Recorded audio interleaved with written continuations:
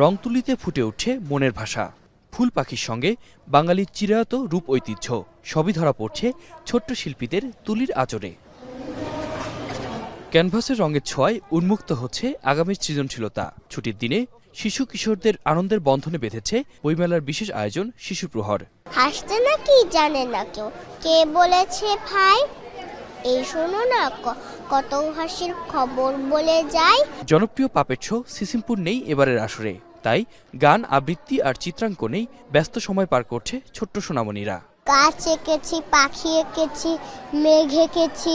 এখানে অনেক ড্রয়িং হচ্ছে, কবিতা বলা হচ্ছে, আমার খুব ভালো লাগছে। সবাই গান গাচ্ছে, ছবি আঁকছে, কবিতা বলছে, আমার খুব ভালো লাগছে। শহীদ মিনারে এঁকেছি, আমার খুব ভালো লেগেছে। পছন্দের বই কেনাতেও সমান আগ্রহ। গল্প, ছড়া আর ছবির বইয়ের স্টল জুড়ে ছিল প্রাণচঞ্চল উপস্থিতি।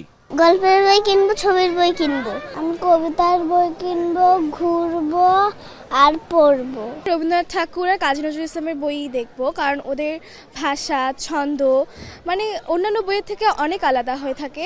সন্তানদের মুক্ত আনন্দে সময় কাটাতে দেখে খুশি অভিভাবকেরাও। এই প্রতিযোগিতার মাধ্যমে ওরা এই ড্রয়িং এর বা এই ধরনের কম্পিটিশনের প্রতি আগ্রহী হবে। মোবাইলে আসক্ত না হয়ে তারা রং তুলির মাধ্যমে তাদের ভাষাটা প্রকাশ করছে। এবারের বইমেলায় শিশুদের জন্য অংশ নিয়েছে ৬৩টি প্রতিষ্ঠানের ১৬০টি ইউনিট। আতিক মেজবা লগ্ন, এখন ঢাকা।